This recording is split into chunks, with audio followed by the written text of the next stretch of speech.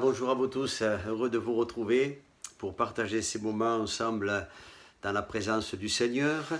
Le passage que je vous propose aujourd'hui se trouve dans le livre des Actes des Apôtres, c'est au chapitre 17 et à partir du verset 30. Il est écrit ceci: Dieu, sans tenir compte des temps d'ignorance, annonce maintenant à tous les hommes en tout lieu qu'ils aient à se repentir, parce qu'il a fixé un jour où il jugera le monde selon la justice par l'homme qu'il a désigné, ce dont il a donné à tous une preuve certaine en le ressuscitant des morts. Amen.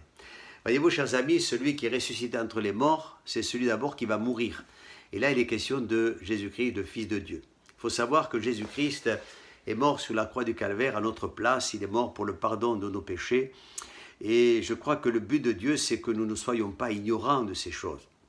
L'apôtre Paul, il sait de quoi il parle parce qu'il dira lui-même, donc Saul de Tarse, avant de se donner au Seigneur, il dira: autrefois j'étais blasphémateur, j'étais persécuteur, violent, mais il dira: j'ai obtenu miséricorde parce que j'agissais par ignorance. Et voyez-vous, chers amis, dans l'ignorance, on peut rejeter le plan de Dieu, on peut méconnaître, bien sûr, quand on ne sait pas. Lorsque Jésus est mort sous la croix entre deux brigands, avant de rendre son dernier soupir, il a dit ceci: Père, pardonne-leur, car ils ne savent ce qu'ils font. Et ceux qui étaient là ne savaient pas que celui qu'ils étaient en train de crucifier était le Fils de Dieu, et que le Fils de Dieu était en train de donner sa vie pour le salut, même de ses bourreaux. Voyez, le Seigneur nous demande de croire en lui et de l'accepter. Donc, il est bon de ne pas être ignorant de cela. Et au travers de ces quelques pensées, aujourd'hui, c'est ce à quoi je voudrais vous amener, à connaître le Seigneur et à savoir ce qu'il a accompli et réalisé pour vous. Rejeter le plan de salut, bien sûr, dans l'ignorance. Et c'est terrible. Vous savez, l'apôtre Pierre, après la guérison de ce boiteux, dans le livre des Actes des Apôtres, au chapitre 3, il va le dire aux Israélites qui étaient là. Les Israélites vont poser des questions à Pierre en disant: mais comment cet homme a-t-il été guéri, par quelle puissance, etc. Et Pierre dira: mais ce n'est pas notre puissance, ce n'est pas nous, mais c'est la foi dans le nom de Jésus qui a donné à cet homme cette entière guérison. Il va dire aux Israélites: mais c'est celui que vous avez renié. Il va, pardonnez-moi l'expression, mais quelque peu leur rafraîchir la mémoire et dire: mais c'est lui, le saint, le juste, c'est Jésus, vous l'avez livré et renié devant Pilate. Pierre le dira également lorsqu'il va se trouver dans la maison de Corneille au chapitre 10 du livre des Actes des Apôtres.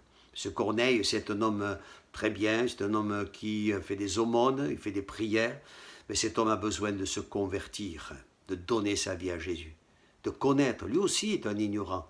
Et l'apôtre Pierre, par un concours de circonstances, va se retrouver dans cette maison parce que Dieu a vu la sincérité du cœur de cet homme, donc de Corneille. Et il envoie chercher Pierre, Pierre est là, et Pierre va prêcher l'évangile aux gens qui étaient là également dans cette maison, et il leur dira: Jésus, c'est celui qui allait de lieu en lieu, il faisait des miracles, des prodiges, et puis il va dire eh bien, que tous ceux qui croient en son nom reçoivent par son nom le pardon des péchés. Et tous ceux qui étaient là ont accepté Jésus-Christ et ont été sauvés. Et même la Bible dit qu'ils ont été remplis du Saint-Esprit. Voyez, dans l'ignorance, quand on ne sait pas. Dans l'ignorance, on peut également, malheureusement, tordre le sens des Écritures. L'apôtre Pierre le dira dans sa deuxième épître, au chapitre 3, au verset 13.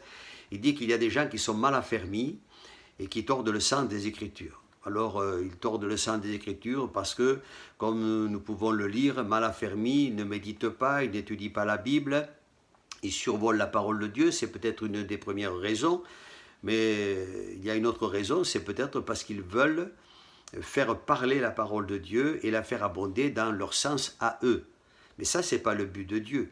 La parole de Dieu, on n'est pas là pour la faire parler, mais on est là pour la laisser parler à notre cœur. Et ce qui est important, ce n'est pas de demander à Dieu de nous conduire dans nos voies à nous, mais c'est de lui demander eh bien, que lui nous conduise dans ses voies à lui. Donc, voyez, il est bon là aussi d'être affermi. Il est bon de lire la parole de Dieu, de s'attacher à la saine doctrine, de la laisser, oui, parler à notre cœur.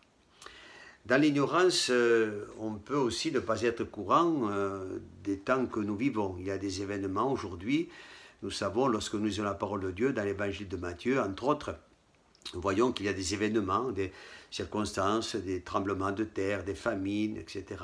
Des choses qu'on vit aussi aujourd'hui. Il y a celles que certainement nous allons encore vivre. Bien, il ne faut pas être ignorant de ces choses.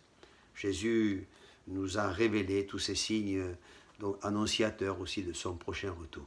Parce que là aussi, il ne faut pas être ignorant. C'est que Jésus revient bientôt. La Bible le dit, quand vous lisez dans le prophète Daniel, dans Ézéchiel, quand vous lisez dans l'Apocalypse, vous voyez que Jésus va revenir. Aujourd'hui, il y a déjà même des chrétiens qui vivent comme si Jésus n'allait jamais revenir.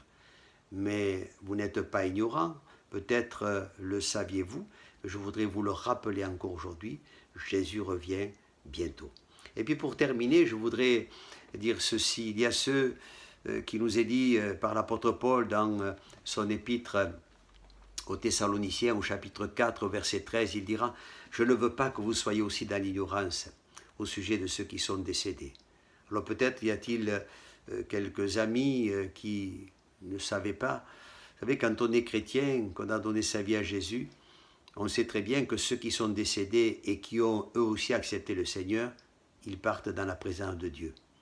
Alors nous ne sommes pas malheureux comme ceux qui n'ont pas d'espérance. Bien au contraire. Nous savons très bien qu'un jour nous les retrouverons. Alors ne vous affligez pas, dira l'apôtre Paul, comme ceux qui n'ont pas d'espérance. Nous avons une espérance vivante et glorieuse. Alléluia. Et nous savons qu'un jour nous nous retrouverons. Alors que Dieu vous bénisse, si vous étiez ignorant de cela, eh bien maintenant, vous ne pourrez plus dire que vous ne savez pas. Oui, Dieu vous aime. Dieu a donné sa vie pour vous sur la croix. Oui, il est ressuscité. Quelle preuve extraordinaire. Il nous a donné son esprit. Il y a les promesses de sa parole, l'espérance qu'il a mis dans notre cœur. Eh bien, continuons à nous appliquer, à méditer, à lire sa parole et continuons à la vivre pleinement. Que le Seigneur soit béni. C'est vraiment le désir de Dieu pour chacune de nos vies. Je vous souhaite un bon courage et une bonne journée. Je vous dis à bientôt, chers amis. Au revoir.